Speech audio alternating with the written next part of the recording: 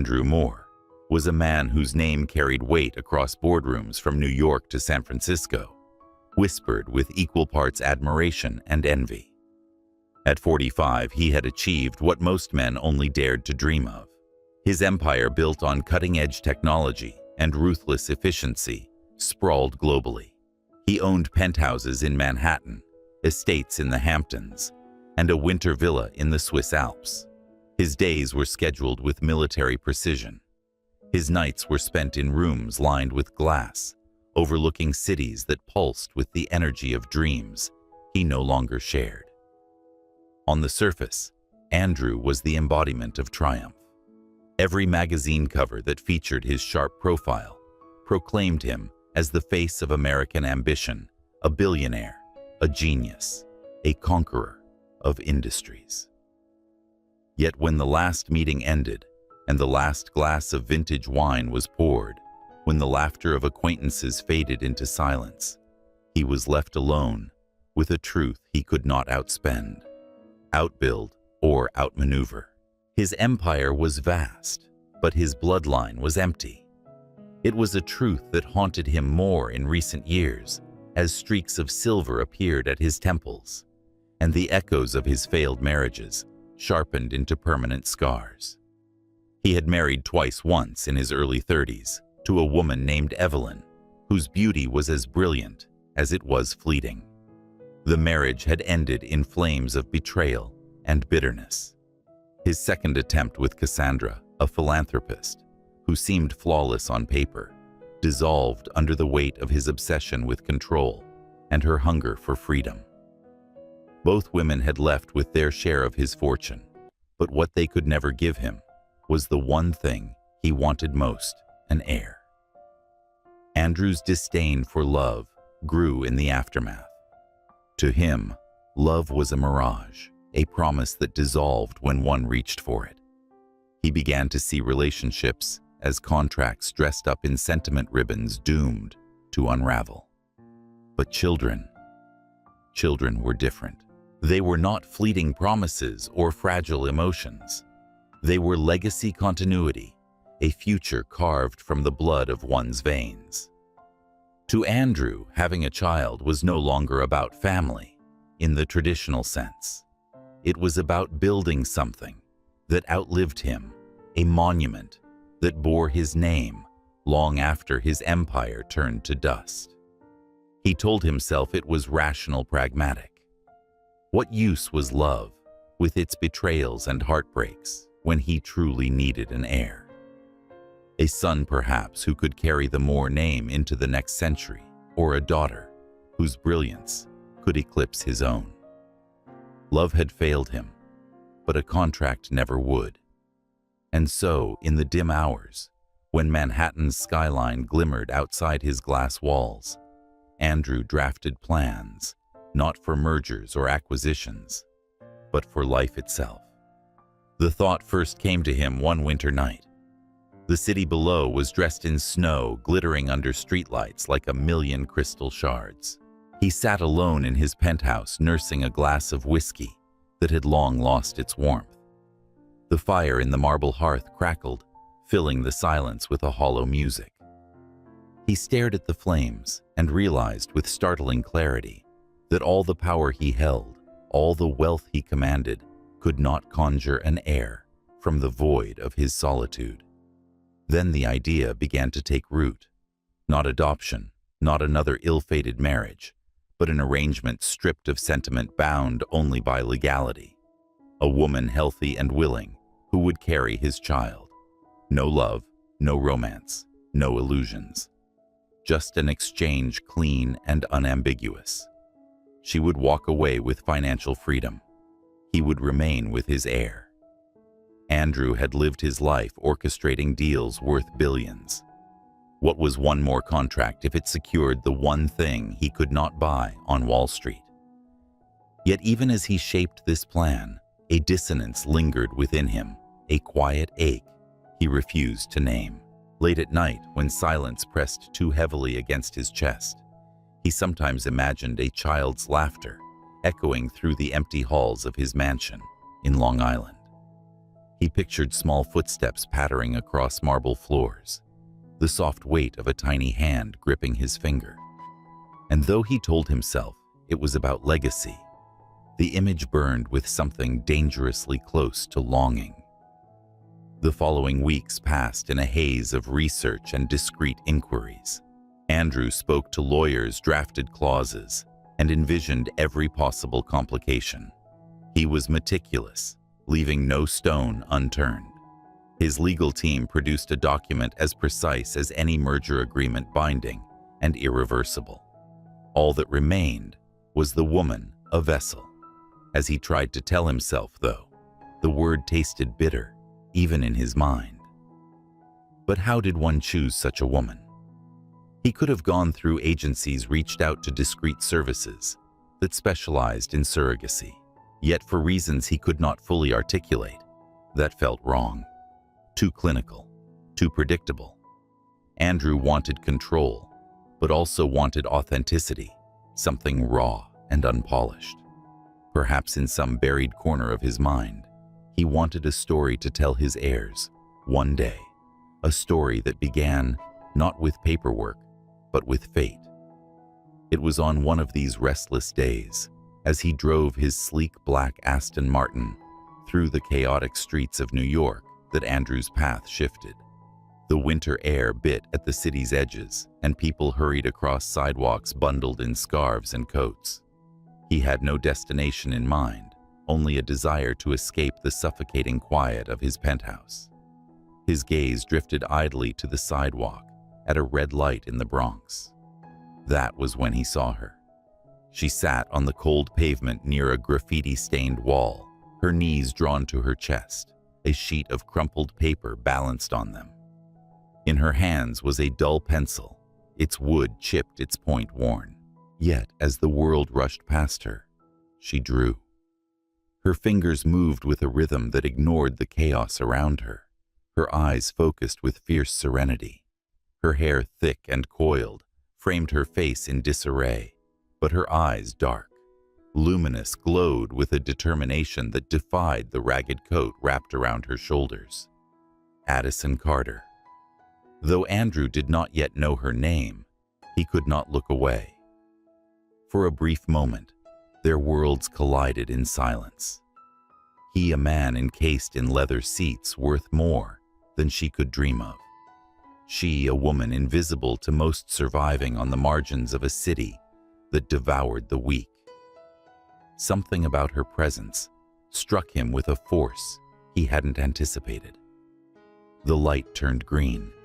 Horns blared behind him, urging him forward. He pressed the accelerator, the car gliding away, but his mind remained tethered to the image of the woman on the sidewalk, pencil scratching against paper, as though nothing else existed. He wondered who sketches in the cold when the world has already stripped you of everything. For several blocks, he tried to shake the thought. He told himself it was absurd. She was irrelevant to his plans, a distraction. Yet the image refused to fade. By the time he pulled into a parking lot, his hands gripping the wheel too tightly, his dissonance had swelled into something undeniable. Ridiculous, he muttered under his breath. And yet, as if propelled by something greater than logic, Andrew turned the car around. The streets of the Bronx blurred past as Andrew steered his car back toward where he had seen her. A restless unease pressed at his chest, like some unseen hand had reached into his carefully ordered life and shifted everything by a single inch. That was all it took, a single inch for the ground beneath him to no longer feel steady. And then he saw her again. Addison was still cross-legged on the cold pavement, her pencil gliding across the battered paper. The world moved indifferently around her footsteps, rushing voices colliding, the endless clatter of the city. Yet she was cocooned in a silence of her own, making each line. She drew a quiet defiance against invisibility. Andrew pulled his car to the curb. The hum of the engine drew her eyes up at last. For a second, their gazes locked. Hers was sharp, untrusting, a shield forged from years of survival. He was cold, assessing, but beneath the calculation lay something he could not name. He lowered the window. "You, come here." Her brows knitted together, suspicion flaring in the depth of her stare. She did not move. "I'm not asking." Andrew said, his voice clipped a tone he often used to close billion-dollar deals. "Come here. I don't have all day." Addison hesitated, her grip tightening on the paper in her hands. Everything about him screamed danger. His tailored suit, the sleek car, the command in his voice that assumed obedience. Yet curiosity tugged at her, reluctant but insistent. Slowly, warily, she rose to her feet and approached. Up close, the reality of her condition revealed itself more starkly. Her coat was frayed, and her shoes were worn thin. Her face was tired, but her eyes burned with life, with an unbroken fire that unsettled Andrew. He was used to people lowering their gaze before him, not challenging him with silence. "What do you want?" she asked finally, her voice low but steady. "Get in," Andrew said. "I'll take you somewhere we can talk." Addison let out a short, incredulous laugh. "Talk? Is that what men in expensive cars call it now?" His jaw tightened. "Don't be absurd. I'm not interested in that," I said. "Talk." The firmness of his tone left little room for argument, and though every instinct screamed for her to walk away, Addison's survival instincts whispered something else. A man like him could change the course of her night, perhaps her life.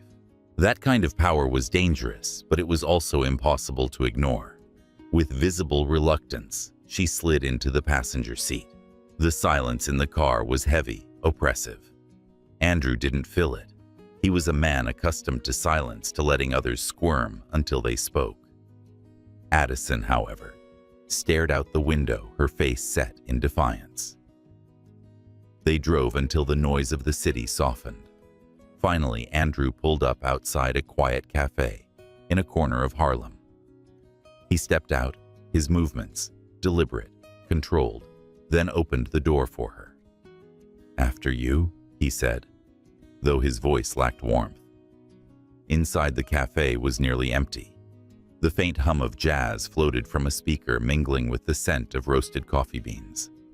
They took a table near the back, away from curious eyes. Andrew studied her across the table. "Your name," he said. "Addison Carter," she replied, her chin lifting as if daring him to find fault in it. "Why does it matter?" "Because I need to know who I'm dealing with." He leaned forward slightly, his gaze unwavering. "Tell me, Addison, why do you sit on sidewalks drawing while the world rushes past you?" She shrugged, looking away. "What else is there to do? I lost everything." "But that's none of your business." "It could be."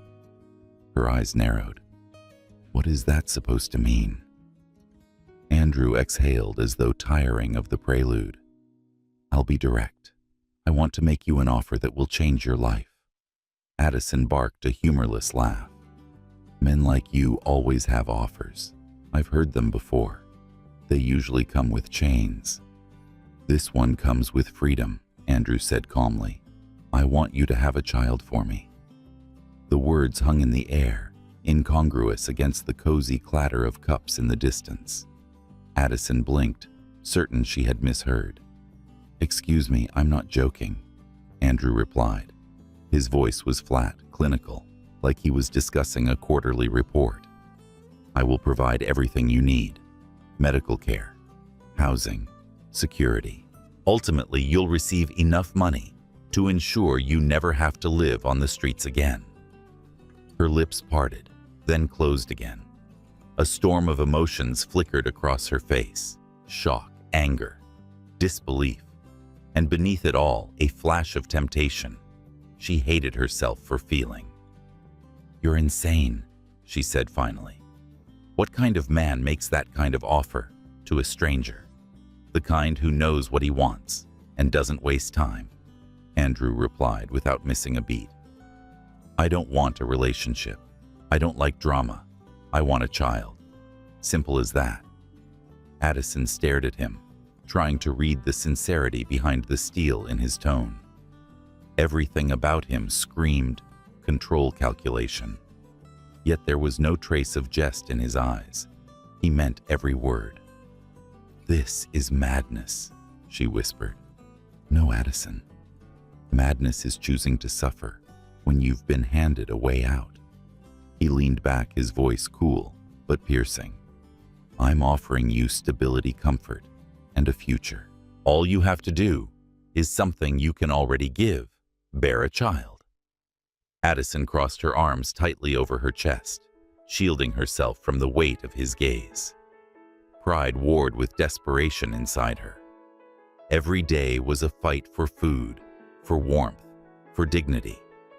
And now, here sat a man who could erase all of that with the stroke of a pen. But at what cost?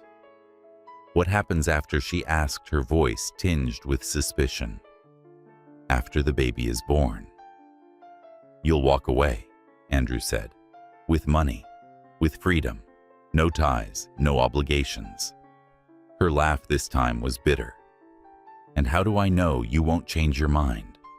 Drag me into court, treat me like I don't exist once it's convenient. He said, I don't enter agreements without ensuring all parties' benefits. This would be legally binding, irrevocable. Neither of us could change the terms. She studied him in silence. He looked back at her without flinching. In his world, contracts were gospel, and she knew he wasn't bluffing. Still, her pride clawed at her. And if I say no, Andrew's lips curved into something that might have been a smile, though it held no warmth. Then you return to the streets. You keep fighting the cold, the hunger, the invisibility. The choice is yours. His words landed like a stone in her chest. She wanted to hate him for the arrogance, for the cruelty. But what she hated more was the truth in them. He had trapped her, not with chains, but with the sharp edges of reality. Why, she demanded suddenly, her voice rising. Why me, a man like you with your money, your power you could adopt? Or find one of those women in society who are desperate to be seen with a perfect family? Why come to me? Andrew's expression shifted, the steel softening into something more profound, though no less firm, because I want something mine. My blood, my heir. Adoption is a complication. Marriage is an illusion.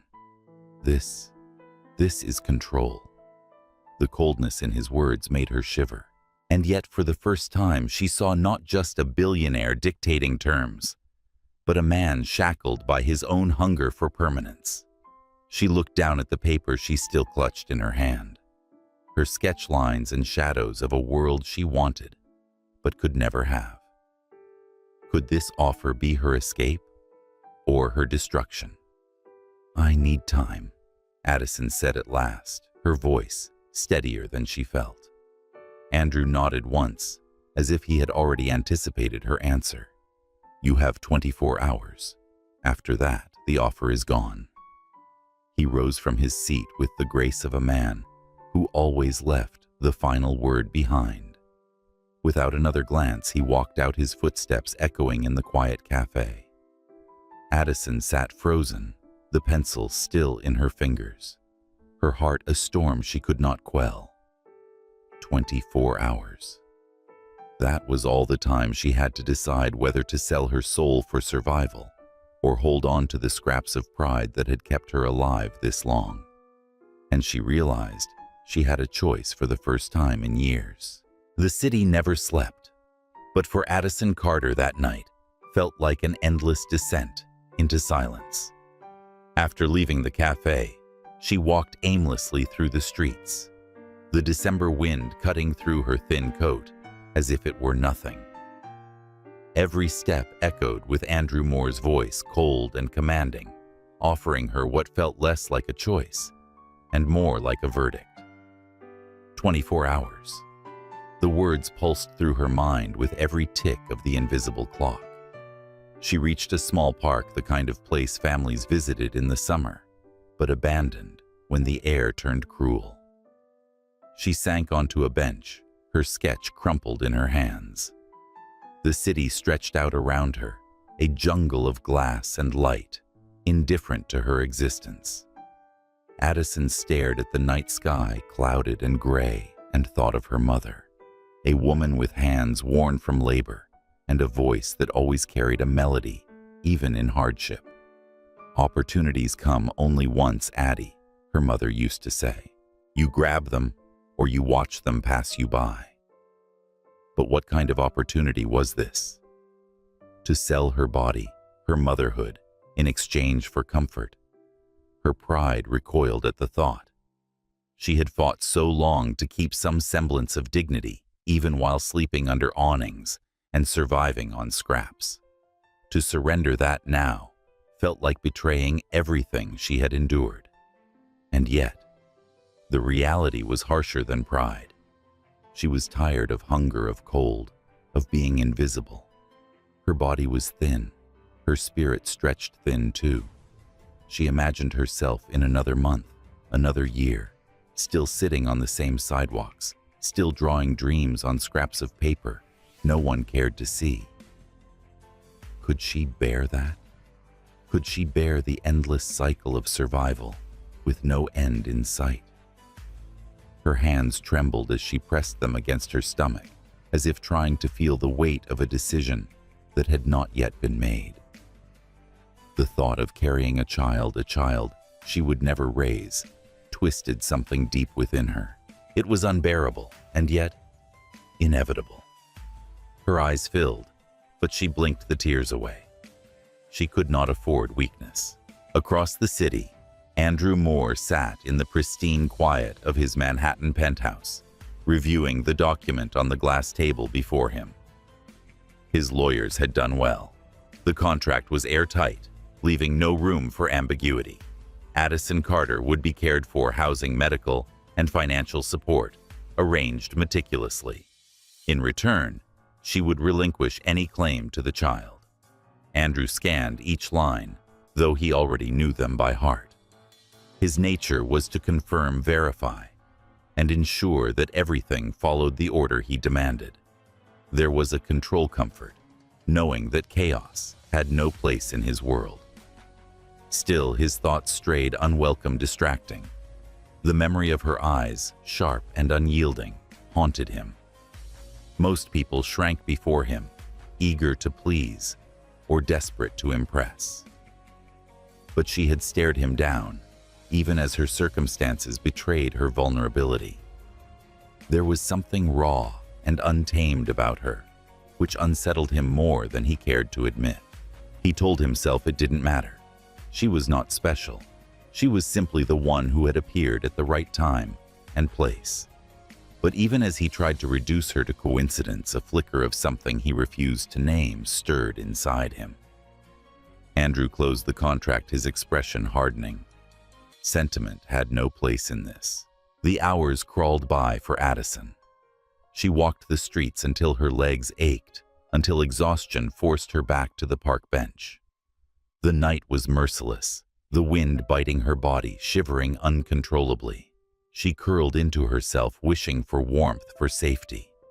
The cruel irony was not lost on her. Within her reach lay a chance to have everything she had ever lacked. But it came with a cost she wasn't sure she could pay. Dawn broke reluctantly, a pale gray light washing over the city. Addison rose from the bench, stiff and cold, her stomach aching from emptiness.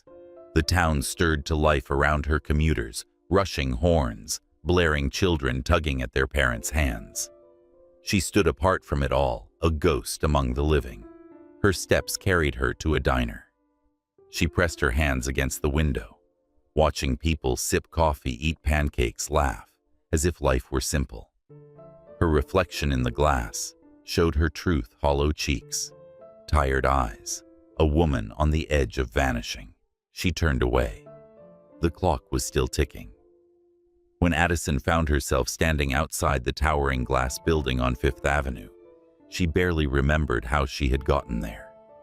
The lobby loomed before her, pristine and intimidating, a place that screamed wealth and exclusivity. She hesitated, her heart pounding in her chest. This was it, the line between one life and another. "Can I help you?" the receptionist asked, eyeing her worn clothes with thinly veiled disapproval. Addison said, "I'm here for Andrew Moore." Her voice steady despite the storm inside her. Moments later, she was escorted to the elevator, its mirrored walls reflecting a woman she barely recognized. The doors opened to a private floor, and there he was, Andrew standing by the window, the city sprawling endlessly behind him. He turned when she entered. His gaze flickered briefly over her, unreadable as ever. "You've decided." Addison swallowed her throat dry. "I have, and..." She hesitated, the weight of the moment pressing on her. Every instinct screamed at her to run, to hold on to her last shred of pride. But pride could not keep her warm at night. Pride could not silence the hunger in her stomach or shield her from the winter wind. "I'll do it," she said finally, her voice breaking on the last word. Andrew's expression did not change. He merely nodded, as though she had confirmed something inevitable. "Good. Then let's make it official." He gestured toward the table where the contract lay neatly arranged. A pen rested beside it, gleaming beneath the soft light.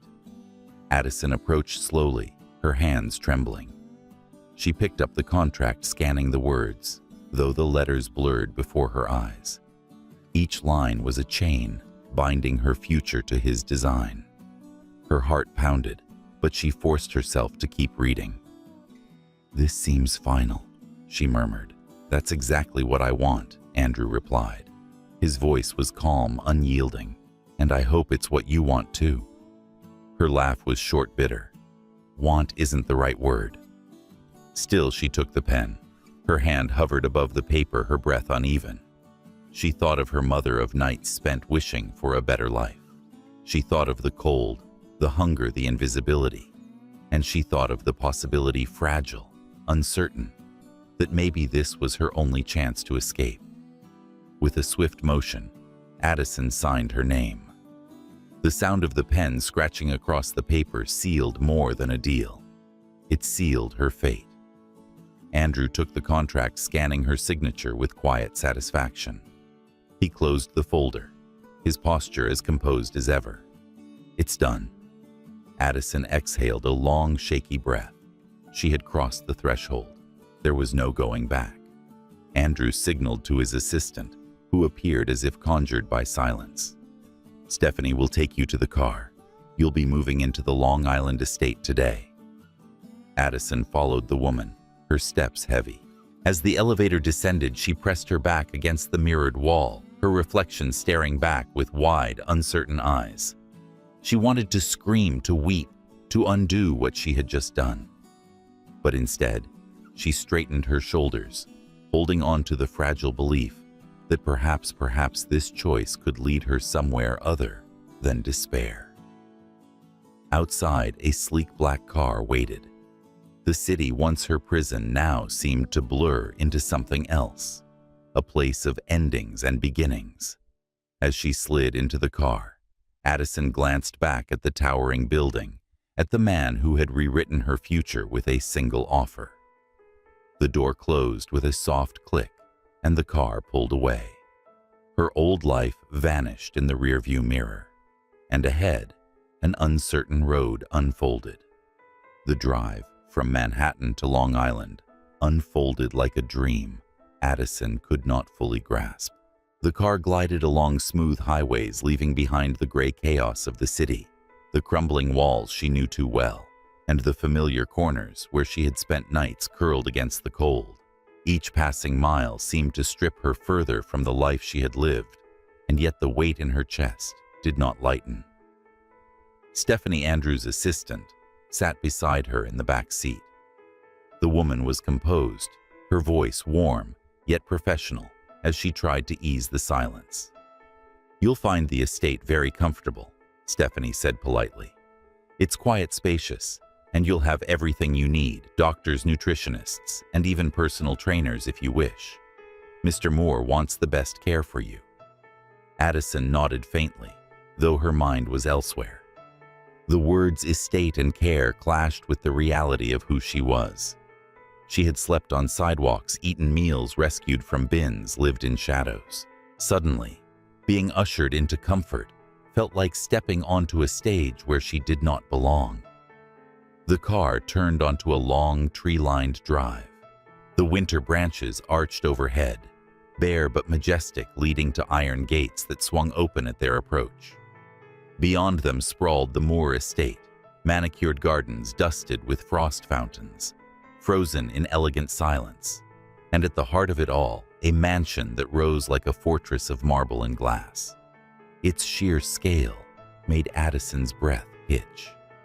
The car slowed, circling a grand fountain, before stopping at the front steps. The double doors towered above her, framed by stone columns, their weight and grandeur enough to make her feel smaller than ever. "This way," Stephanie said, gently guiding her inside. The entrance hall was a world apart from anything Addison had known. Crystal chandeliers cascaded light across marble floors that gleamed like water. A sweeping staircase curved upward, its banisters polished to a shine. Every surface spoke of wealth, not just money, but generations of it, refined and deliberate. Addison's shoes squeaked faintly against the marble as she followed Stephanie down the hall. Her hands brushed against her coat, clutching it tighter, as if the fabric could shield her from the feeling of intrusion. Stephanie said, "I'll show you to your suite," her tone almost maternal now. "It's one of the best rooms in the house, with its own bathroom and balcony. If you need anything at all, you only have to call." They entered a room in the east wing. Addison stopped at the threshold, stunned. The suite was larger than any apartment she had ever lived in. A bed draped in linen sheets stood at its center, its headboard carved and grand. Floor-to-ceiling windows overlooked the gardens where the frost glimmered in the early evening light. A bathroom opened off to one side, its marble tub large enough to be a pool compared to the cramped showers of city shelters. "Your clothes will be taken care of," Stephanie continued. "We'll have new ones delivered to fit your needs. Meals will be served regularly, and the doctors will begin their routine checks tomorrow." Addison nodded numbly, barely able to absorb the words. Stephanie gave her a kind smile, then excused herself, leaving Addison alone in the cavernous room. For a long time, Addison stood still, her hands at her sides, her gaze wandering over the unfamiliar luxury. The sheets looked too soft to touch, and the furniture was too elegant for her weight. She crossed the room and sat carefully at the edge of the bed, her fingers brushing the fabric as though it might vanish beneath her touch. It was strange. Just a day before she had been sleeping on frozen benches, her body curled against the wind. Now here she was, surrounded by silk and marble. And yet, the heaviness in her chest remained. Comfort, yes. Safety, yes. But also a gnawing reminder she was not a guest. She was part of a deal. Addison stood at the window that night, looking out over the gardens. The mansion's lights cast the grounds in a golden glow, but the vast dark of winter was beyond them. She pressed her hand against the cold glass, her reflection merging with the world outside. Am I doing the right thing? The thought circled endlessly in her mind. Carrying a child was not a small act. Life was growing inside her, tied to her in ways no contract could erase. Yet, at the end of it, she would walk away. Could she? Her heart ached with the question, but no answer came. Behind her, the door creaked open. Addison turned to see Andrew standing in the doorway. He was dressed in dark clothes, his posture as impeccable as ever, his expression unreadable. "I trust everything is to your satisfaction," he said. Addison straightened her hand, falling from the window. "It's more than I've ever seen." "Good," Andrew replied. His tone was clipped businesslike, yet his eyes lingered on her longer than necessary. "If you need anything, ask Stephanie. I want you to be well." The words were simple, but they unsettled her. Was it genuine concern or simply a desire to protect his investment? "I'll be fine," Addison said softly, though the truth was far from certain. Andrew gave a slight nod, then left his footsteps fading into the hall's silence. Addison exhaled, turning back to the window. The mansion might have been warm, but she still felt the chill of the world she had left behind. The following days settled into a routine. Meals arrived at precise hours and were served by staff who treated her with courteous detachment. Doctors visited, checking her health, prescribing vitamins, and ensuring she was in the best condition to carry a child. Addison complied, but each examination reminded her of the contract's weight, that her body was no longer entirely her own. Andrew remained distant, often away in meetings. His presence felt more through the house's silence than his actual company. But sometimes, unexpectedly, they crossed paths. Once in the hallway, he asked, "Are you comfortable?" His tone was formal, but something was questioning in his eyes. Another time, she passed him in the library, where he sat surrounded by books and documents. He looked up briefly, their eyes meeting across the vast room. Neither spoke, but the moment lingered like a shadow between them. Addison could not decide what unsettled her more, his indifference, or the possibility that it wasn't indifference. One evening, Addison wandered through the mansion, restless. She found herself in a gallery-like hall, where paintings lined the walls. Landscapes, portraits, abstract strokes of color, all signs of wealth, collected over generations. She stopped before one in particular, a mother and child rendered in oil, their faces soft, tender. Something in her chest tightened. She stood there for what felt like hours, until she sensed movement behind her. Andrew again. His presence filled the room, steady and deliberate. "You like that painting?" he observed. "It's beautiful," Addison said. Her voice trembled with something unspoken. Andrew regarded the painting, his profile illuminated by the chandelier above. "It's from the 18th century, a French artist. It belonged to my mother." There was a pause, rare and fragile. "She must have loved it," Addison said quietly. "She did." Andrew admitted, his voice lower, now edged with memory. For a moment, the mask slipped. Addison glimpsed not the billionaire, not the man of contracts, but a son remembering a mother who had once held him. And in that fleeting glimpse, something shifted between them. Andrew straightened his composure, returning. "Dinner will be served soon," he said before turning and leaving. Addison remained by the painting, her heart unsteady. The mansion was filled with wealth and silences she did not yet understand. And behind those silences perhaps was a man more complicated than she had imagined. As Addison lay in the vast bed that night, her thoughts circled back to the question that refused to leave her. Was she doing the right thing? She pressed a hand against her stomach, not yet carrying life, but preparing for it. Somewhere in the quiet halls of the mansion, Andrew moved through his world of control, while she lay awake, caught between gratitude and fear.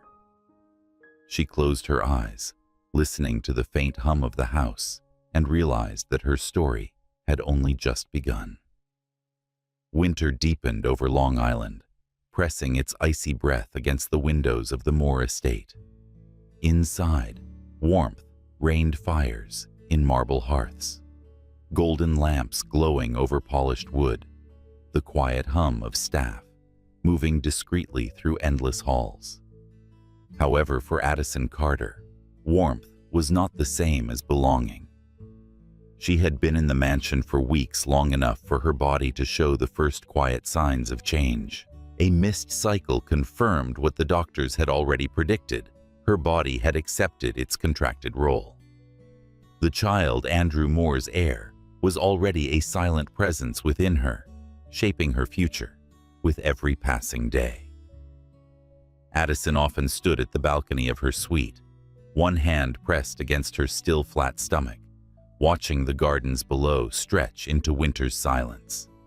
She could not yet feel life moving inside her, but she knew it was there. And with that knowledge came a storm of emotions.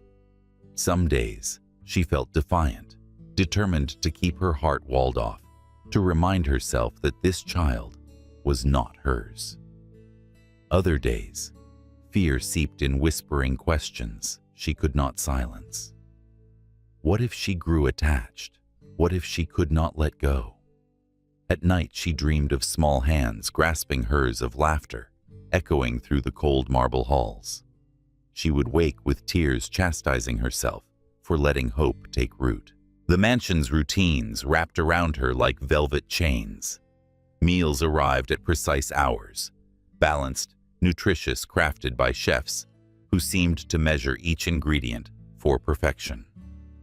Doctors visited frequently, checking her blood pressure, prescribing vitamins, scanning her body as though she were a vessel to be safeguarded.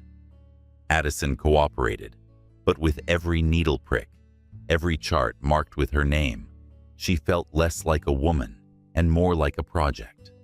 Andrew himself remained largely a shadow. He came and went at odd hours, his life consumed by meetings, calls, and the endless machinery of his empire. Yet even in his absence, his presence lingered. The staff spoke his name with reverence, their footsteps quickening when he entered a room. His power filled the air like static. Addison tried to avoid him, retreating into corners of the mansion where silence lived. And yet fate, or perhaps something else, kept drawing them together. One morning, Addison found a package at the entrance of her suite. It was wrapped in simple paper, with a small card tucked into the ribbon. For your sketches. A. Inside lay a leather-bound sketchbook and a set of fine pencils, the kind she had once only seen in art stores she could never afford to enter. Addison sat on the bed, staring at the gift. She had mentioned her drawing only once offhandedly, in that cafe weeks ago. She had not expected him to remember. She ran her fingers over the smooth pages, a lump rising in her throat. This was not grand, like the chandeliers, or the endless meals. It was small, personal, and somehow, that made it heavier. When she saw him later that day, passing in the hall with his usual steady stride, she stopped him. "Thank you," she said, holding the sketchbook against her chest. Andrew paused, his gaze flicking to the object, then back to her. "It might help." "It does." Addison admitted, her voice soft. "I didn't expect this." For a moment, something unreadable flickered in his eyes. Then his mask returned. Good. He moved on, leaving her standing there, clutching the sketchbook like it were more precious than all the gold in the mansion. Days stretched into weeks, and with them came the first doctor's appointment Andrew chose to attend. He insisted it was practical and wanted to ensure everything proceeded as expected. Yet something shifted when they sat together in the sterile white room, the monitor glowing with blurred images. "There it is," the doctor said, pointing. A faint flicker, a rhythm like distant drums filled the room. The heartbeat. Addison's breath caught. Her eyes filled against her will, though she turned her head to hide it. Andrew stood beside her, arms folded, his face carved from stone. But his eyes were locked on the screen, his composure cracking briefly. Awe, almost reverence, crossed his features. For the first time, Addison saw him not as a billionaire or a strategist, but as a man staring at something greater than himself. The ride back to the mansion was silent. The usual coldness between them carried a new weight charged with what they had just witnessed. Addison stared out the window, her hand unconsciously resting on her stomach. When the car stopped, Andrew surprised her by opening the door for her. "Everything will continue as planned," he said, his tone softer than usual. Addison hesitated. "Planned?" she echoed. "Is that all this is for you?" "A plan." Andrew's jaw tightened, but he did not answer. He only looked at her, something unspoken in his eyes, before turning away. That night, Addison sketched. The lines poured onto the paper figures.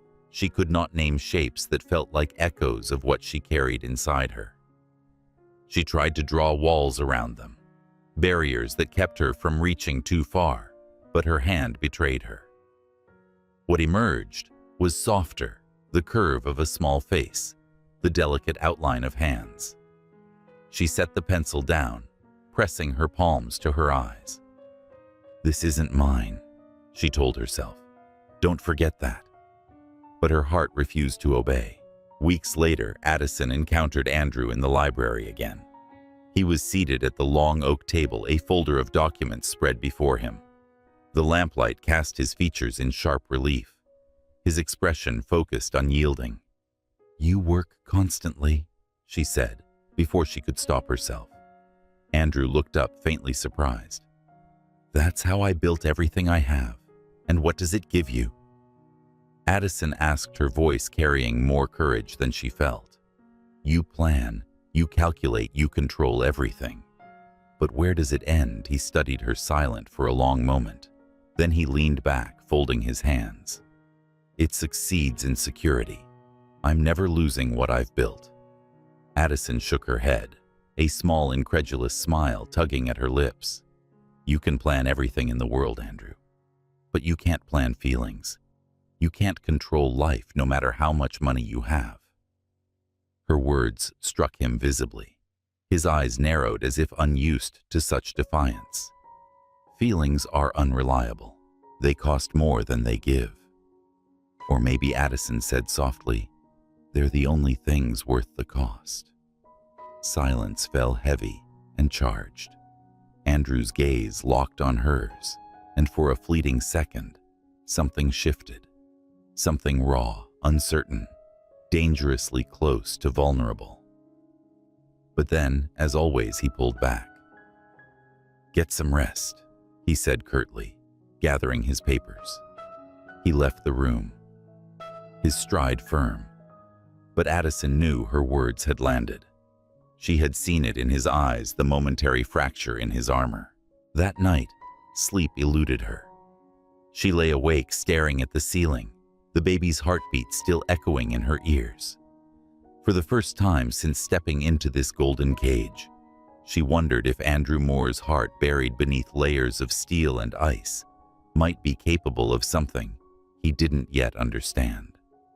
And that dangerous, fragile thought terrified her more than the contract itself. The weeks after the first appointment passed with a strange, delicate rhythm. The days folded into one another, gilded by routine, yet charged with an undercurrent neither Addison nor Andrew could name. The mansion's silence seemed to grow more intimate, as though the walls themselves were listening. Addison's body had begun to change. Once lean from years of scarcity, her waist softened with the quiet swell of new life. Mornings brought nausea, and her appetite shifted unpredictably, cravings rising for things she hadn't thought of in years: warm cornbread, spiced tea, ripe peaches, though it was the dead of winter. The staff accommodated every request without hesitation, yet the indulgence unsettled her. Luxury was supposed to be a gift, but it felt more like a reminder in her heart. She was here because her body now belonged to a contract. Still, when night fell and she pressed her palm against the subtle curve of her stomach, Addison knew the truth was more complicated. Something was growing inside her, something fragile and miraculous. And though she tried to remind herself it was not hers, that it never could be, her body whispered otherwise. The second appointment arrived on a pale morning in February. Andrew insisted on accompanying her again. He explained it practically, I must ensure the doctors do their jobs. But Addison noticed how his hand lingered on the back of the car seat and his gaze flicked toward her reflection in the window during the drive. At the clinic, the doctor greeted them warmly. Addison lay on the examination bed, the cool gel pressed to her skin. She braced for the sound, the rapid rhythm of life, but nothing could have prepared her for what came next. The monitor flickered with images, the grainy outlines of something unmistakably alive. Then the sound came, not one, but two. Two heartbeats, strong and steady, filling the room with their relentless music. Addison's eyes widened. "Two," she whispered, turning toward the doctor. "Yes," the doctor confirmed with a smile. "You're carrying twins. Both look healthy, growing well." For a moment, the world tilted. Addison's hand shot to her stomach as though trying to shield both lives simultaneously. Her throat tightened, and tears blurred her vision. Twins. She would have to let go of not just one child, but two. Beside her, Andrew was silent, his eyes fixed on the monitor, his lips parted slightly as though words had abandoned him. The mask he wore so carefully slipped, and what emerged was raw awe, reverence, and something dangerously close to fear. "Two," he murmured almost to himself. The doctor continued speaking measurements, medical terms, reassurances, but neither truly listened. The twin heartbeats consumed the air, echoing in their minds, long after they left the room. The car ride back to the mansion was heavy with silence, though not the same kind of silence as before. It was charged, brimming with unspoken thoughts. Addison stared out the window, her hand cradling her belly. Two lives. She should have felt joy, but instead, her heart twisted with conflict. How could she carry them for months, feel them move inside her, only to walk away? The idea that had once seemed impossible now felt unbearable. Andrew's hands gripped the steering wheel with unusual tension. He was a man who thrived on control and planned every detail of his empire. Yet he faced something he could not predict for the first time. Two children, two futures. He could not reduce two pieces of himself to contracts and clauses. Finally, Addison broke the silence. "You don't seem like someone who gets surprised easily." Andrew's jaw tightened. "I don't. But this is different." "Scary?" she asked softly. His eyes flicked toward her, then back to the road. "No." "Impressive. I know two new lives will depend on me in a few months." Addison's chest ached at his words. "They also depend on me for now." "I know." His voice softened, though his gaze remained fixed forward. "That's why I want to make sure you're well. Not just physically, Addison. In every way." The sincerity in his tone unsettled her. She had told herself she was nothing more than a vessel for weeks, but he acknowledged her as something more. She didn't respond. She couldn't. The revelation of twins altered the atmosphere of the mansion. Preparations began immediately. Stephanie oversaw the transformation of a nursery, choosing cribs and soft blankets, filling the space with quiet hues. Addison would stand in the doorway sometimes, watching the room evolve. Each detail cut deeper, reminding her that these children would never fall asleep in her arms. Andrew's behavior changed too, though subtly enough to be deniable. He appeared more frequently, joining her at meals, or pausing to ask how she felt. Once he brought her a tray of tea himself, an awkward gesture that surprised even him. Another evening, she discovered new pillows in her room, firmer and softer, arranged without comment, but accompanied by a note in his unmistakable hand, "To help you rest." Addison read it 3 times before pressing the paper against her chest. One evening, Addison sat in the garden, wrapped in a blanket. The air was crisp stars barely visible against the city's distant glow. She traced lines in her sketchbook, absent shapes she couldn't yet define. Andrew appeared, his footsteps crunching on the gravel. He stood beside her, silent at first, gazing at the barren trees. "You like this spot," he said finally. "I like the silence," Addison replied. "It helps me think. Thinking isn't always good," he murmured. She looked up at him, half smiling. "Try telling that to someone silent, their whole life." His eyes lingered on her unreadable, before drifting back to the sky.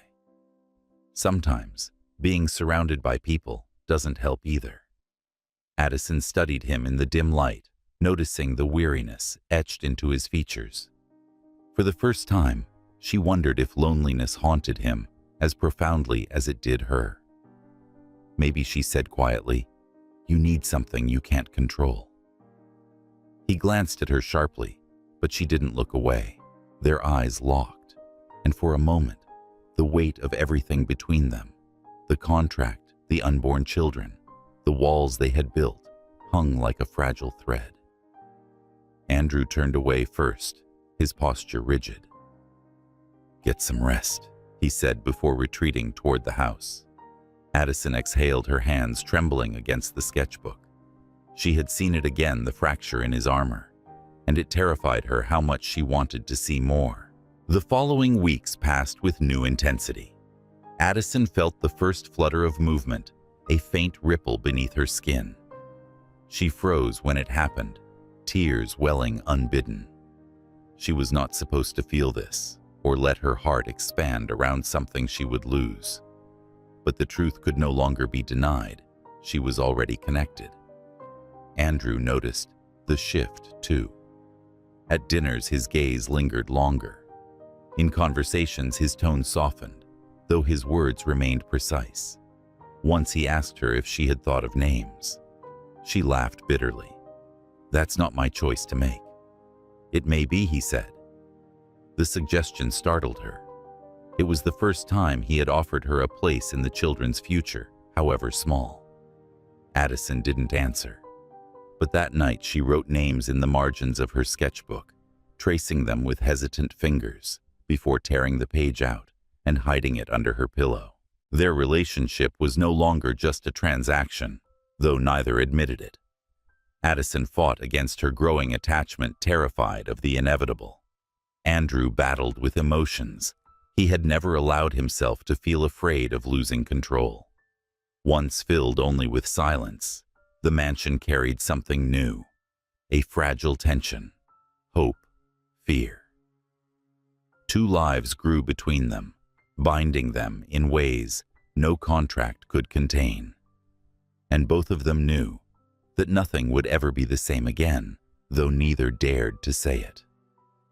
Spring crept across Long Island, softening the air, coaxing buds from the branches of trees that had stood bare all winter.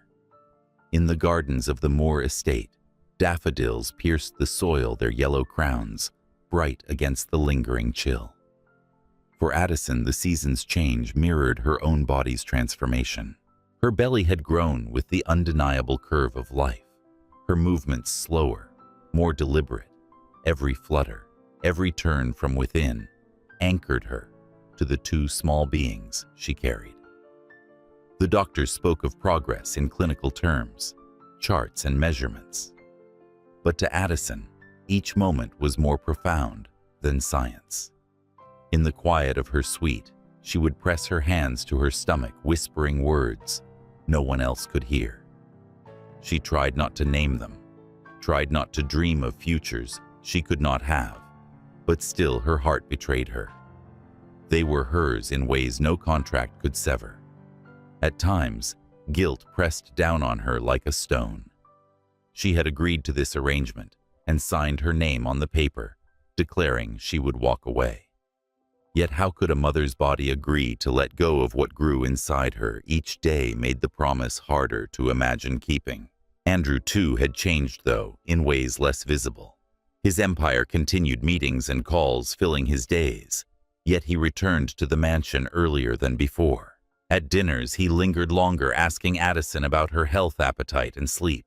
His words were simple, often clipped, but she sensed something beneath them. One evening, she found a shawl draped across the back of a chair on her balcony. Soft cashmere, dyed the color of twilight.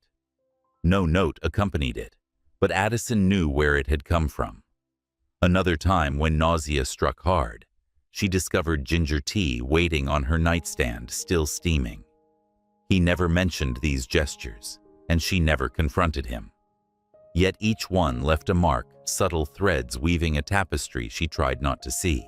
One afternoon, restless Addison wandered deeper into the mansion than she had before. She found herself at the end of a long corridor, where a door stood ajar. She hesitated, then gently pushed it open.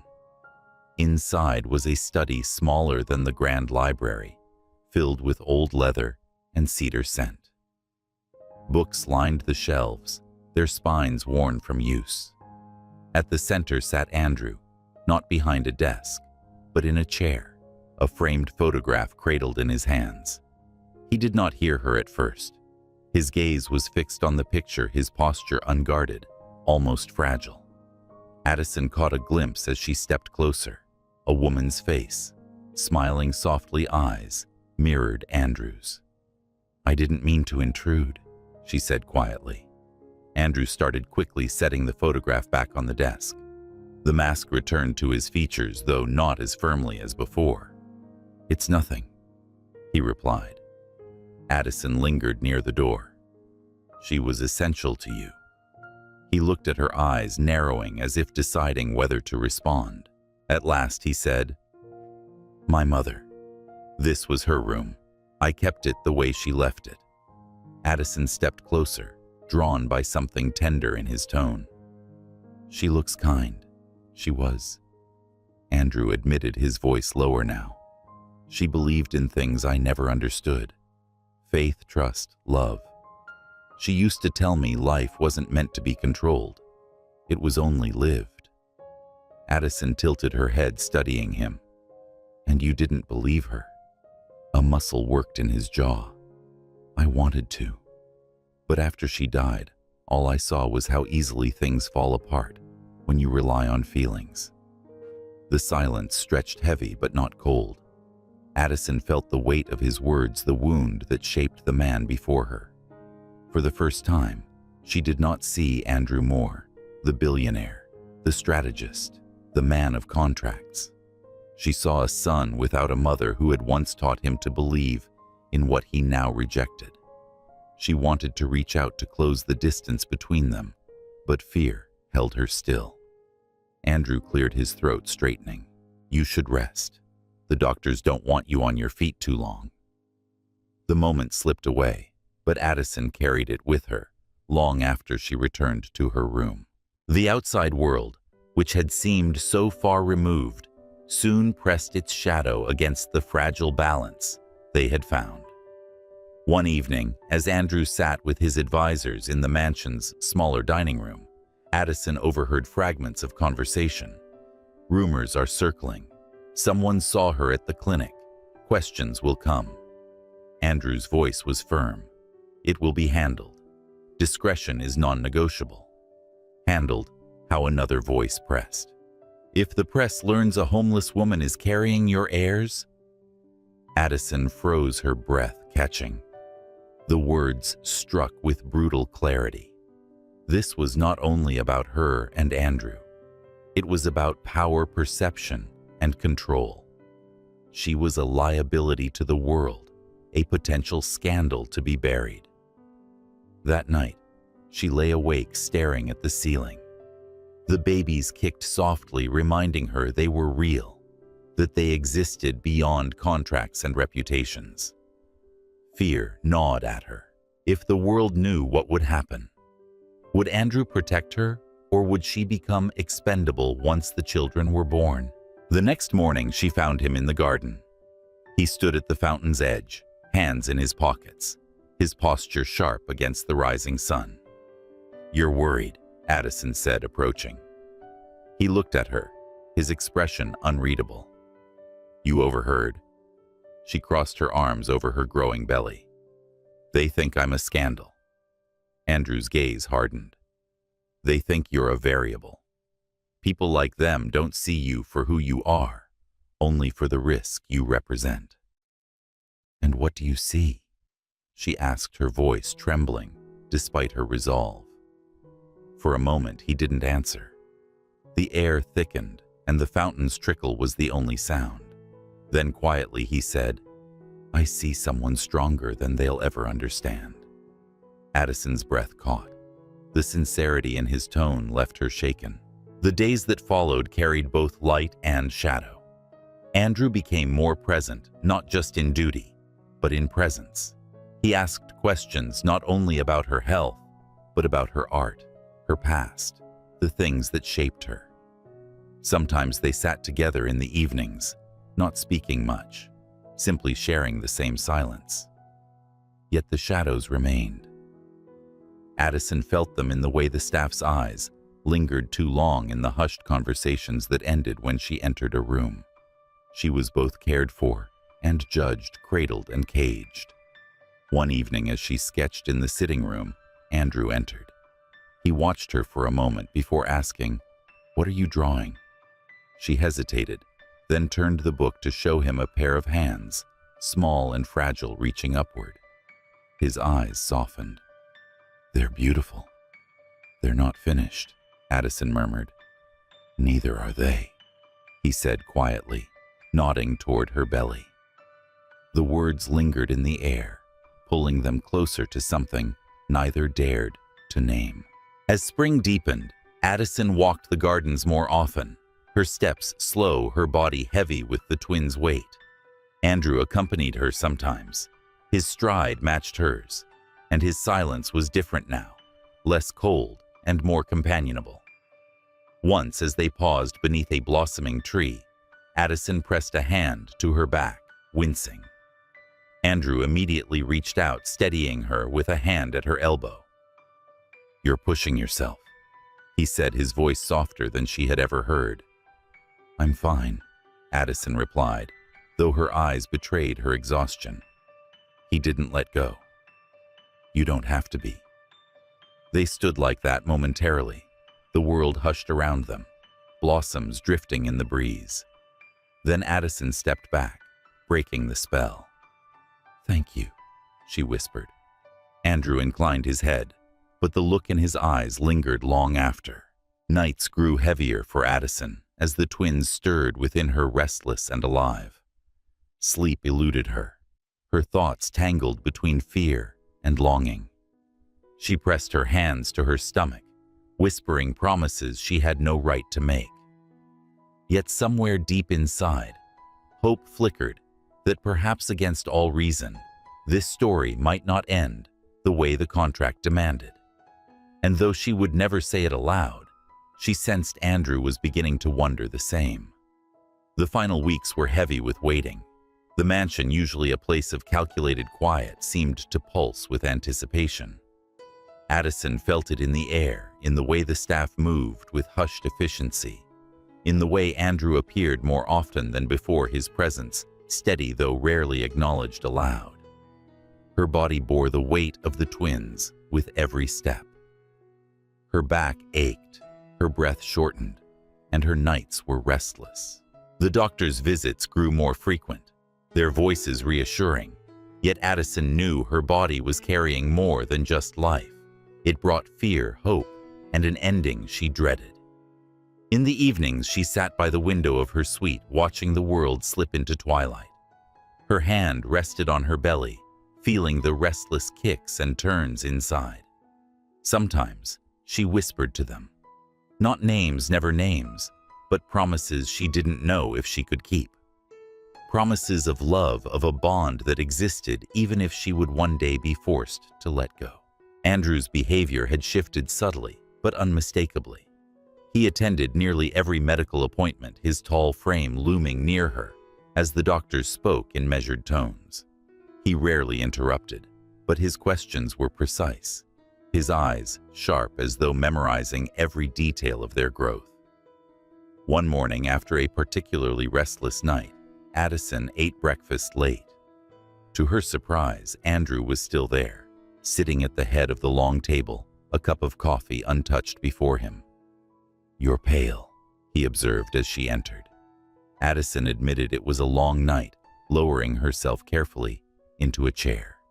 He studied her for a moment. Then, without speaking, he pushed a bowl of fruit toward her, freshly sliced, arranged neatly. "Eat. It will help." She looked at the offering, then at him. The gesture was simple, almost domestic, but it startled her more than any grand luxuries he had provided. "Thank you," she said softly. His gaze held hers, something unspoken passing between them, before he returned to his coffee. The day it happened began like any other. The morning was cool, the gardens bathed in soft light. Addison strolled along the path, Stephanie by her side, speaking lightly about preparations for the nursery. The twins shifted restlessly inside her, their movements stronger now, urgent. Then, without warning, a sharp pain gripped her lower abdomen. Addison gasped, clutching at her belly. Stephanie's expression changed instantly. Contractions. Addison nodded, her face pale. The pain came again, sharper this time, stealing her breath. Within minutes, the household shifted into motion. The driver readied the car, doctors were contacted, and Andrew appeared at the doorway, his face taut with urgency. "She's in labor," Stephanie said quickly. Andrew's eyes locked on Addison, who stood trembling, her hands pressed against her swollen belly. For the first time, his composure cracked, not into fear, but into something fiercer. Determination. "Get the car," he ordered. Then, stepping toward Addison, his voice lowered. "You'll be fine. I'm with you." The ride to the hospital blurred in a haze of pain and panic. Addison sat in the back seat, Stephanie beside her, guiding her breathing. Andrew sat opposite, his gaze fixed on her, his hand gripping hers with a firmness that surprised them both. "You'll be all right," he said again, his voice low, steady. She squeezed his hand, her nails digging into his skin as another contraction tore through her. "Don't let go," she whispered. "I won't."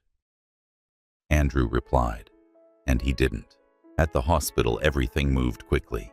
Nurses rushed her into a delivery room, doctors barking orders, lights glaring. Andrew followed, despite protests. "Sir, you'll need to wait outside. I'm staying," he interrupted, his voice sharp with authority. "I won't leave her." And so, he stayed. Addison lay on the bed, her body racked with waves of pain, sweat dampening her brow. Andrew stood beside her, one hand gripping hers, the other steady at her shoulder. His eyes, usually so controlled, now betrayed an intensity he couldn't conceal. Hours passed in a blur of contractions and whispered encouragement. Addison screamed, sobbed, and cursed, but never once did Andrew's hand leave hers. He spoke little, but when he did, his words were anchors. "You're stronger than this pain. You can do this. I'm here." At last, the moment came.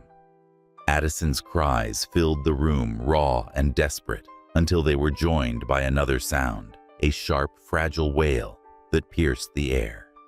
The first twin, a boy. Addison's tears spilled freely as the doctor lifted the small, writhing body. His skin flushed, his cries demanding. The baby was placed briefly on a table, examined, then swaddled in a blanket, before being held up for her to see. Her heart broke open. Before she could even process, another wave of pain gripped her. Minutes later, the second cry joined the first, higher, softer, but no less powerful. A girl. The room buzzed with motion, doctors and nurses, working with brisk efficiency. But for Addison, time stopped.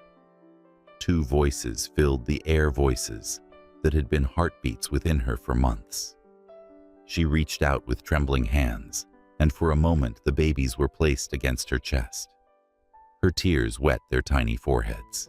She memorized everything, the softness of their cheeks, the smallness of their fingers curling instinctively around hers, the warmth of their bodies. She knew this moment would be brief, perhaps the only time she would simultaneously hold them. "Beautiful," she whispered, her voice breaking. "You're both so lovely." Andrew stood at her side, silent, unmoving. Then slowly he reached forward. His hands steady yet unpracticed, took the boy from the nurse. For a moment, the billionaire who controlled empires was gone. In his place stood a man holding his son for the first time. His face softened, the lines of power and calculation erased. His eyes, sharp as steel in the boardroom, glistened as he stared at the child. "They're perfect," he murmured. His voice cracked on the last word. When the girl was placed in his other arm, Andrew closed his eyes briefly, as if sealing the moment into his soul. Addison watched him, her own heart unraveling. She had expected him to see heirs, successors, and legacy. Instead, she saw a father, and it terrified her more than anything. That night, Addison lay in her hospital bed, exhausted, her body aching. The babies rested in their bassinets nearby, small chests rising and falling in fragile rhythm. Andrew sat beside them, his gaze unwavering, as though the empire he had built no longer mattered.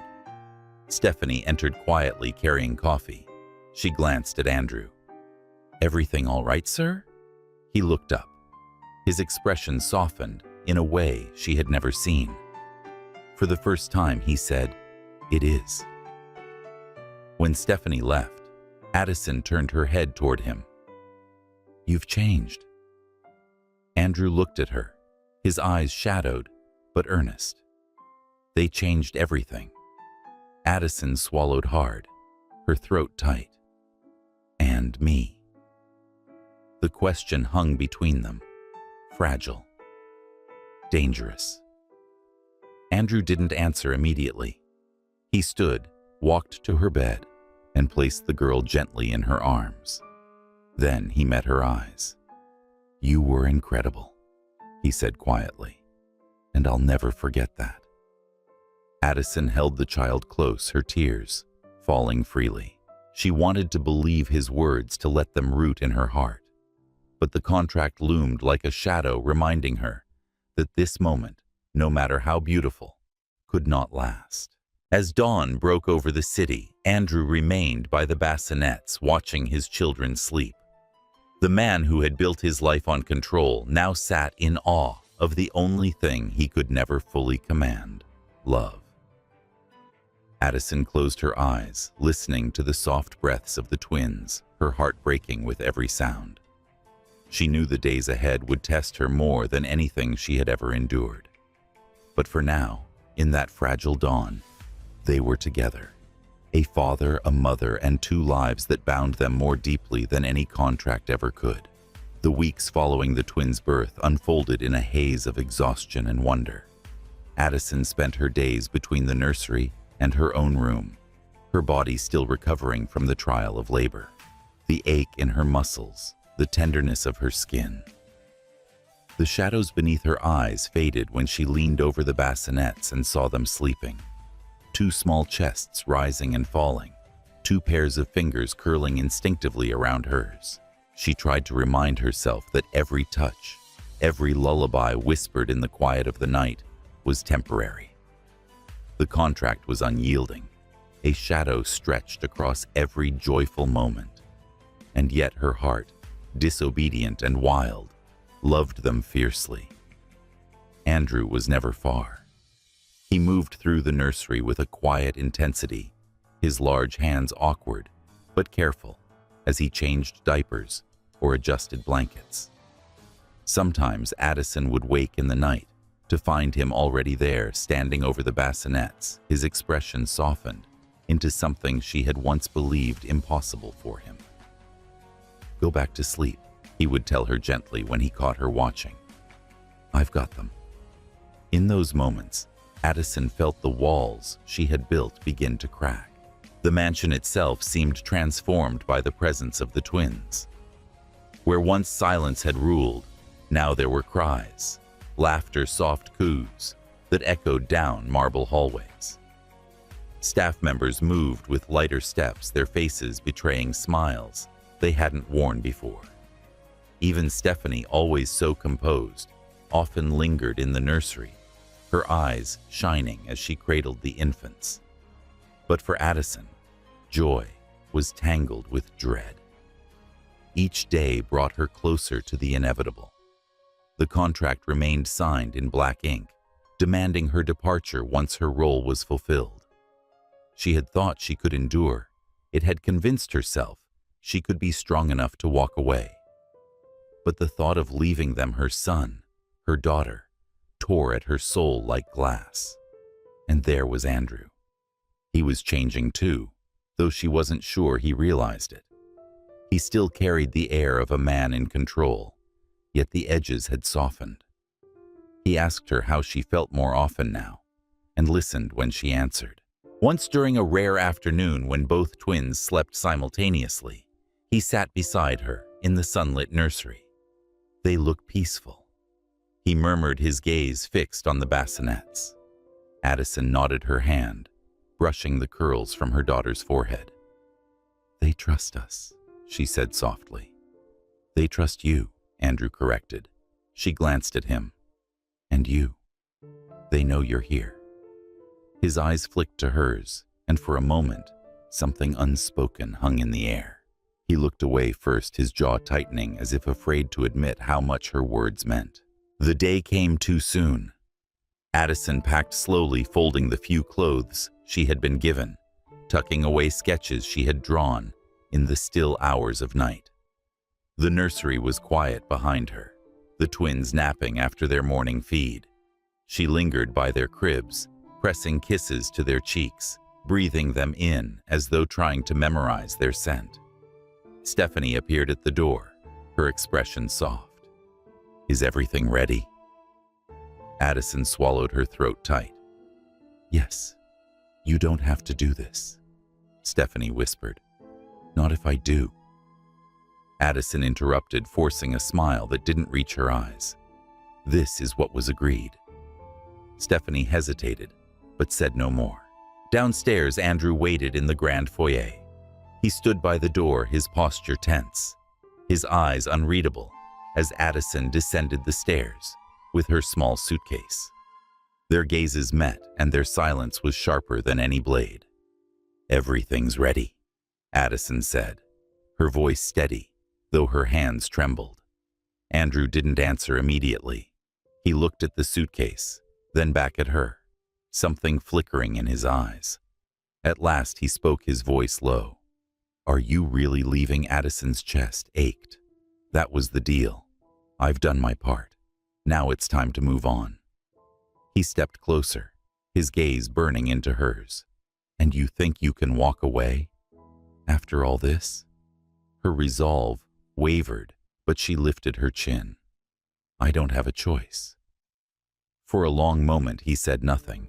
Then slowly he reached into his coat pocket and pulled out the contract, the document that had bound them together.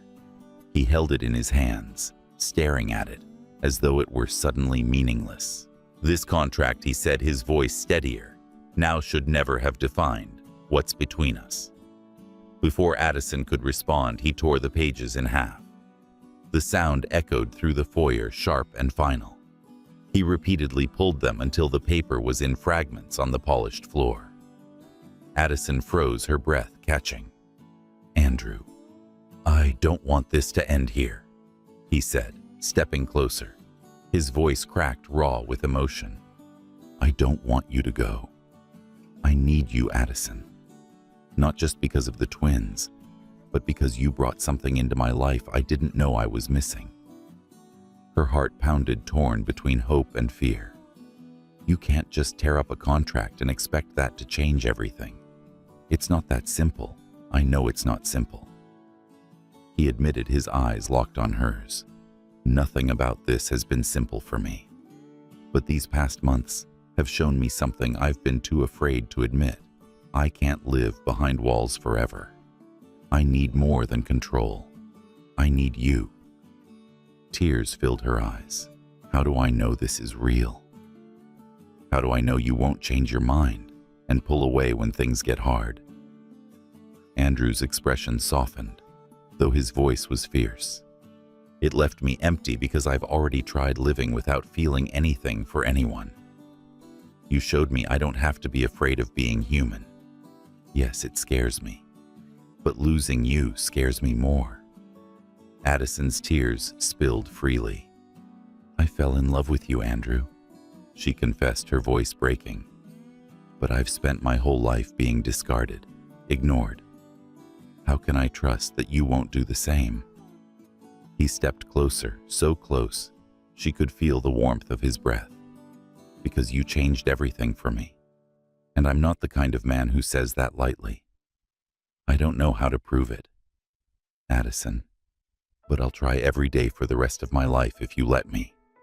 Her defenses crumbled, her heart pounding wildly. Still, fear lingered.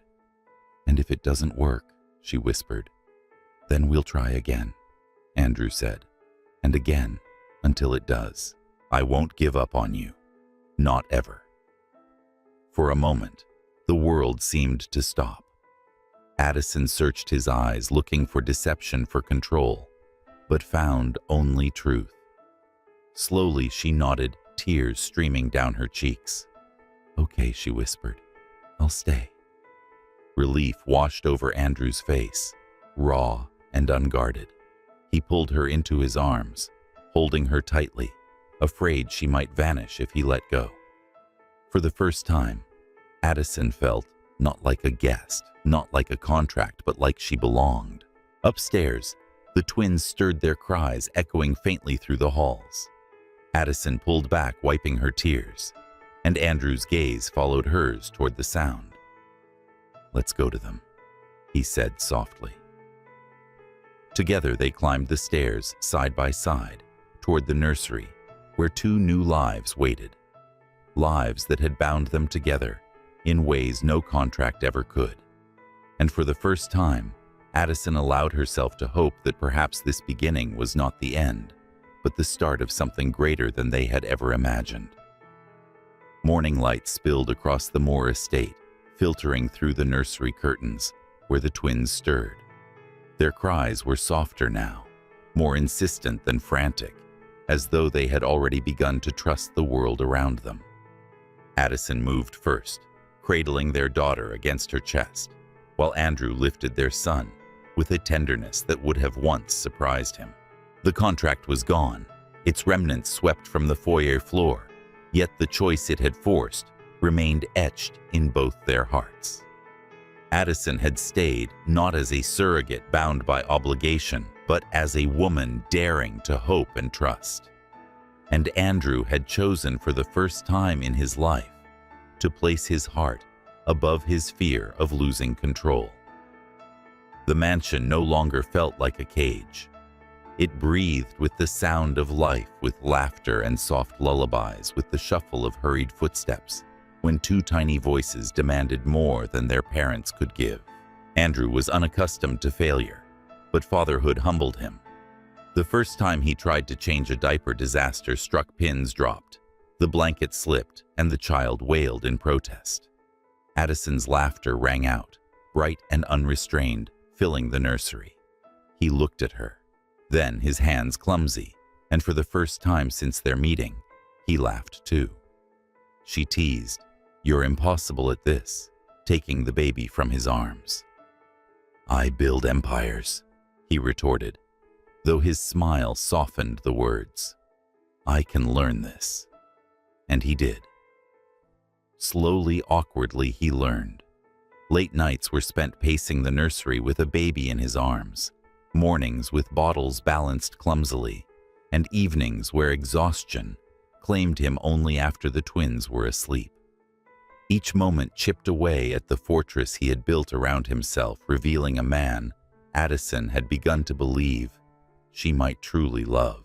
For Addison, trust was harder. She carried wounds deeper than hunger and cold.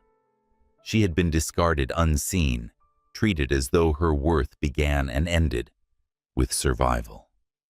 Even now, surrounded by luxury, with Andrew at her side, shadows lingered. But Andrew did not push. He was patient in a way she hadn't expected. When she hesitated to speak of her past, he waited. When her fears rose in the night, he stayed silent, but steady, his hand finding hers in the dark. One evening, as they sat on the terrace, watching the twins sleep in bassinets beside them, Addison finally told him about the nights in shelters, the days when she sketched to distract herself from hunger, the people who had passed her by, as though she were invisible. She expected judgment, perhaps even pity. But Andrew only listened. When she finished, he reached for her hand. "They didn't see you," he said quietly, "but I do." Tears filled her eyes, not from pain this time, but from the fragile healing those words began. Spring turned to summer, and with it came change. The nursery blossomed with toys, the gardens filled with laughter, as Addison carried the twins across the grass, their tiny fingers reaching for blossoms. Andrew began working more from the estate, his presence constant, and his empire managed with one eye, always on home. During one of those afternoons, as Addison sketched beneath a tree while the twins napped in a blanket nearby, Andrew approached with something in his hand, a small box, plain and unadorned. "Addison," he said, his voice steady, though his eyes betrayed a rare nervousness. "I spent my life believing love was weakness. You proved me wrong. You gave me a family, and more than that, you gave me a reason to be more than the man I was." He opened the box. Inside lay a simple ring, elegant but unpretentious. "Will you marry me?" Not because of a contract, not because of obligation, but because I love you. Addison stared, her breath catching. The woman who had once slept on sidewalks, invisible and forgotten, now stood at the center of a life she had never dared dream. "Yes," she whispered, tears slipping down her cheeks. "Yes, Andrew." He slid the ring onto her finger, then kissed her, not urgently, but with the quiet certainty of a man finally finding what he had been missing. The wedding was small and intimate, held in the estate's gardens beneath arches, woven with white roses, with only a handful of people present. Stephanie, a few trusted staff, and the twins dressed in tiny garments that drew laughter from everyone. Addison wore a gown simple yet elegant, her hair gathered in curls that framed her glowing face. Andrew, in a dark suit, looked at her as though she were the only person in the world. When they exchanged vows, they did not speak of wealth or legacy. They spoke of trust, healing, and love found in the unlikeliest places. "You showed me I could trust again," Addison said, her voice steady despite her tears, "that I wasn't invisible, that I was worthy of love. And you showed me that control isn't life." Andrew replied, "That love is not weakness but strength. I don't need to fear it when facing it with you." When they kissed, the applause was soft, heartfelt, and the twins' coos rang out like blessings carried on the summer air. The months that followed were filled with the chaos of family life. Sleepless nights gave way to mornings of laughter, milestones celebrated with awe. The twins' first steps across the nursery floor, their first words spoken in unsteady voices. Andrew marveled at them daily. Where once he had sought an heir, he now saw children unique and irreplaceable, their futures not trophies to his empire, but gifts he would nurture. Addison found herself whole again. Each day healed wounds she thought permanent. She painted, sketched, and filled the mansion with color. She laughed freely now, no longer guarded or afraid of vanishing.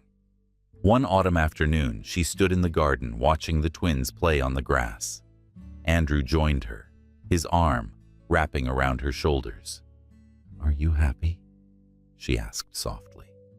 He looked at her, then at the children, their laughter filling the air. "Happier than I ever thought possible," he said. "Because of you. Because of them." She leaned into him, her heart full. Years later, the mansion would still echo with laughter, still hold the warmth of a family that had been born not from contracts or control, but from choice, from love, from two broken souls who found healing in one another. The billionaire who had once believed love an illusion, and the woman who had once been invisible, now stood together at the center of a life neither had expected. And as the sun dipped low over Long Island, painting the sky in hues of gold, Addison whispered to Andrew, "We built this, not with contracts, with love." And he smiled, knowing she was right. And now, dear listener, what do you think of Andrew's decision? Was tearing up the contract the bravest choice of his life, or the only choice he could make? How would you have acted if you were in Addison's place? How would you rate this story on a scale of 0 to 10? Don't forget to subscribe to the channel and turn on notifications so you never miss another story like this. And if you enjoyed it, share it with someone who believes love can come from the most unexpected places.